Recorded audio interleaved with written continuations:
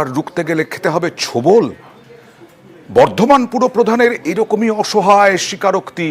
বর্ধমান শহরে জলাজমি ভরাট থেকে আরম্ভ করে বেআইনি নির্মাণ, এই সমস্ত কিছু জমি মাফিয়ার দাপট, এই সমস্ত কিছুর অভিযোগ ভুরি ভুরি।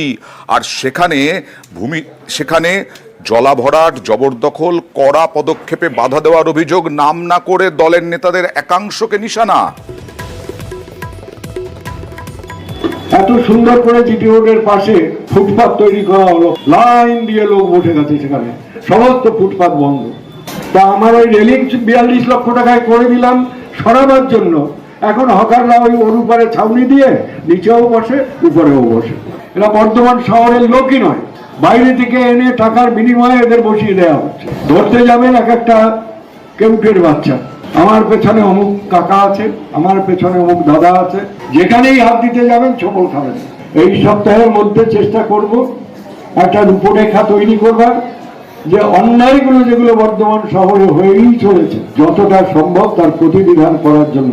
আর বর্ধমান জেলা তৃণমূল সভাপতি রবিরঞ্জন চট্টোপাধ্যায় তিনি পুরপ্রধানের পাশেই দাঁড়ালেন। তিনি বললেন পুরপ্রধানের হাতেই আইনি ক্ষমতা, তিনিই পদক্ষেপ করতে পারেন।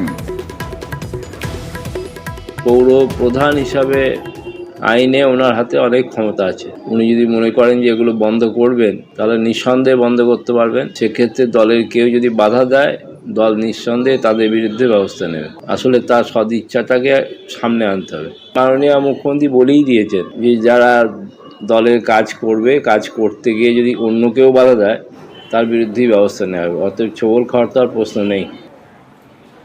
একটা উদাহরণ বর্ধমানেরই, বালি মাফিয়ার কোপে 300 কোটির জল প্রকল্প।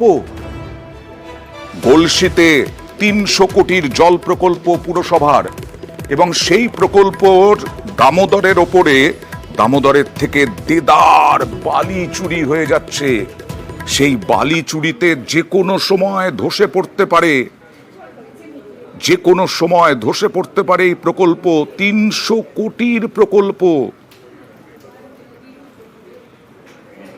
একটা রিজার্ভার থেকে জল দেওয়া হচ্ছে, জলটা জুজুবি থেকে উঠছে যে দুটো ইনফিল্ট্রেশন গ্যালারি থেকে, সেই গ্যালারিগুলোর আশপাশ দিয়ে বালি তোলার জন্য দামোদরে যে গভীর খাত তৈরি হচ্ছে, যে কোনো সময় গ্যালারি বিপদগ্রস্ত হতে পারে। নৌকা করে তুলতে না, নৌকা করে। এই যে প্রক্রিয়াটা, এটা অত্যন্ত আপত্তিকর, অবৈধ, বেআইনি এবং অন্যায়। It should immediately be stopped by the police. ওখানে বালি তুলতে দেওয়া যাবে না, তাইলে বর্ধমানের লোক জল পাবে না। আর এই নিয়ে রাজনৈতিক তরজাও তুঙ্গে। এই জলের উৎস যে জুজুটি দামোদর নদী থেকে আসছে, সেখানে অবৈধ বালি খাদান থেকে যেভাবে বালি তুলছে তৃণমূলের নেতারা পুলিশ প্রশাসনের সহযোগিতায়, তাতে ওই জল প্রকল্পের ক্ষতি হতে পারে বলে আশঙ্কা প্রকাশ করছে তৃণমূলেরই বর্ধমান পৌরসভার চেয়ারম্যান। আমরা অবিলম্বে এই ধরনের অবৈধ বালি খাদান বন্ধ হোক এবং প্রতিটা বাড়িতে জল পৌঁছাক, সেই আবেদন রাখছি। চেয়ারম্যানই অভিযোগ করেছেন যে বালি তুলে প্রকল্পের কাজকে থমকে দিতে চাইছে কিছু দুষ্কৃতী, আর বিজেপি সব মিথ্যা কথা বলে মানুষকে বিভ্রান্ত করছে। অমৃত প্রকল্পের জল ইতিমধ্যে মানুষের বাড়ি বাড়ি পৌঁছে গেছে। যে সমস্ত দুষ্কৃতীরা এ ধরনের কাজ করে প্রকল্পকে থমকে দিতে চাইছে, তাদের বিরুদ্ধে পৌরসভা কঠোর ব্যবস্থা গ্রহণ করতে চাইছে, তার প্রমাণ চেয়ারম্যানের বিবৃতি। বর্ধমানে দেখলেন বালি মাফিয়া। আমতাতেও বালি মাফিয়াদের দৌরাত্ম্য তুঙ্গে, চরমে বালি মাফিয়ার দৌরাত্ম্য। প্রতিদিন রাতে খাল থেকে বালি তুলে চলেছে পাচার। আমতা 1 নম্বর ব্লকের মান্দারিয়া খাল থেকে বালি পাচার। রাত 8টা থেকে ভোর 5টা পর্যন্ত পাইপলাইন বসিয়ে চলছে বালি তোলার কাজ। মুখ্যমন্ত্রীর কড়া বার্তার পরেও অভিযোগ হুঁশ ফেরেনি আমতা প্রশাসনের। এখানে সন্ধ্যেবেলা পাইপগুলো সরিয়ে রেখে দিয়েছে, সেই সন্ধ্যেবেলা জুড়বে, এখানে মেশিনটা জুড়বে এখানে। তারপরে রাত 9টার পর জেসিবি ঢুকবে, তারপর এবার 8টা-10টা লরি ঢুকবে, এবার মাল বইতে শুরু করবে সারা রাত, ভোর 4টে 4:30 পর্যন্ত। প্রশাসন কোনো ব্যবস্থা নেয়নি। তারা যে যার পয়সা খাচ্ছে, কে ব্যবস্থা নেবে? না পয়সা খেলে এত বড় কাজটা কেউ করতে দেয়? এবার আমরা সাধারণ মানুষ, আমরা নদীর ধারে ঘর করেছি, আমরা এটা আপত্তি জানাচ্ছি। একদিন নদী থেকে বাড়ি তোলে, তারপরের দিনে গাড়িতে করে নিয়ে যায়, বলে যে এটা এলএনটির কাজ হচ্ছে, হ্যান হচ্ছে, তেন হচ্ছে বলে আমাদেরকে বুঝিয়ে দেয়। আমরা দীর্ঘদিন বলার সত্ত্বেও ওরা কোনোদিনও শোনে না। রাতের অন্ধকারেই মূলত কাজ হয়। রাতের অন্ধকারে রাত ছাড়া আর কোনো কাজ হবে না। থানা জানে না এটা হতে পারে না, থানা জানে। আমরা তো চিনি না, হুম। অন্য লোক আসে, রাত্রিরে কাজ হচ্ছে। মাটি তুলছে। হ্যাঁ, ওই তো মেশিন দিয়ে রাত্রি 9টার পর থেকে কিন্তু তো আপনাদের গাড়ি আসবে, এবার মাল যেতে শুরু করবে ভোর 4টা। আপনাদের তো সমস্যা হয় এতে। সমস্যা হবে তো, এক তো গাড়ির আওয়াজ, তারপর আমাদের নদীর ধারে বাড়ি, আমাদের তো ধস নেবে। আজকে তো ভিডিওকে জানিয়েছেন? হ্যাঁ, আজকে জানানো হয়েছে। আমার নলেজে আসার সঙ্গে সঙ্গে আমি এগুলো আমতা থানার ওসিকে জানিয়েছি, ভিডিওকেও জানানো হয়েছে এবং ইরিগেশনের এসডিওকে দিয়ে ফাইল লঞ্চ করতে বলা হয়েছে, তাহলে ওরা সমস্যা পুলিশ অ্যারেস্ট করবে, সেই ব্যাপারেও ডিসিশন হয়ে আছে। আমরা এই ব্যাপারে জিরো টলারেন্স। এবার আমার বাংলায় দেখাবো কোথাও পুরুলিয়ায় যেমন পুকুর বুঝিয়ে অবাধে বেআইনি নির্মাণ, আবার কোথাও কাদা মাটি একেবারে জলের মতো স্রোতে পুকুর ভরাট হয়ে যাচ্ছে, জলাজমি ভরাট হয়ে যাচ্ছে। সোনারপুর পুরুলিয়া দেখুন।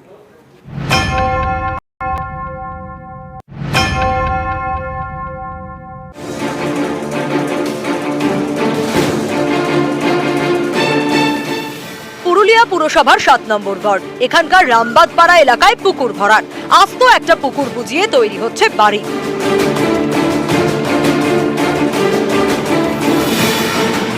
অভিযোগ পেয়ে বুধবারের পর বৃহস্পতিবারও এলাকায় যায় পুলিশ।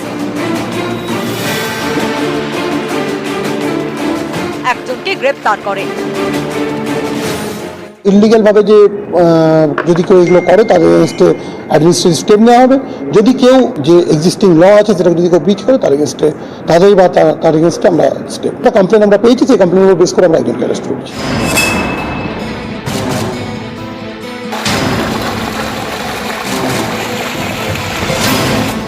পুরুলিয়ায় পুকুর ভরাটের অভিযোগে একজনকে গ্রেপ্তার করেছে পুলিশ, কিন্তু তাতে কি? এই দেখুন দক্ষিণ 24 পরগনার সোনারপুরের ছবি। এখানে কৌশলে চলছে জলাজমি ভরাট। সোনারপুরের খেয়াদহ, এখানে রয়েছে বিশাল জলাজমি। পাইপের মাধ্যমে এই জমিতে কাদা মেশানো জল ফেলা হচ্ছে। স্থানীয়দের দাবি, এই কাদা জল শুকনো হলে মাটি শক্ত হয়, বহুতল তৈরি করা যাবে। কলকাতায় বিভিন্ন জায়গায় তৈরি হচ্ছে বহুতল, সেখান থেকে কাদা মেশানো মাটি তোলা হয় গাড়িতে, সেই মাটি পাইপের সাহায্যে জলাজমিতে ফেলা হয়।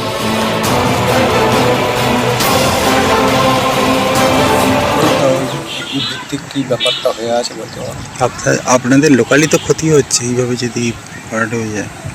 এই কথা বলবে, আমি চোরের রাজত্ব, সতের রাজত্ব নেই, মানে বলতে গেলে কি বিপদ হতে পারে। বলতে গেলে তো অবশ্যই। এটা কোথা থেকে আনা হচ্ছে? তখন ফ্ল্যাট হচ্ছে ওখান থেকে, পালিং কাজ হচ্ছে না, কাদা জায়গাটা মাটি ফেলা হচ্ছে, মোদ্দা কথা মাটির ক্রাইসিস বলে মানে এই পাক মাটি ফেলছেন। আমি তো না দেখে কে করছে তদন্ত না করে, না যুক্ত করে কারণ নাম বলতে পারবো না কে করছে। আপনি বললেন আমাকে কয়েকটা দিন সময় দিন, আমি দেখবো, তারপর দেখছি যা করণীয় থানা পুলিশ ওয়েটলেন সবই করেন।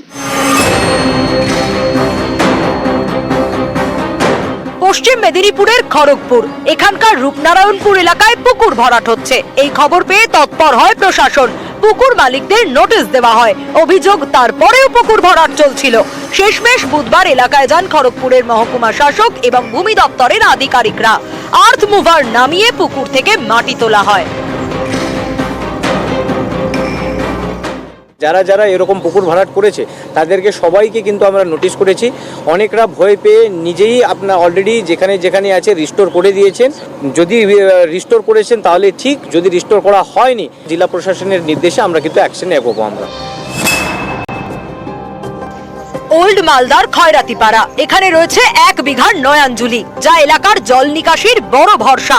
সেটাই ভরাট করা হচ্ছিল। এ নিয়ে পুরসভায় অভিযোগ জমা পড়ে।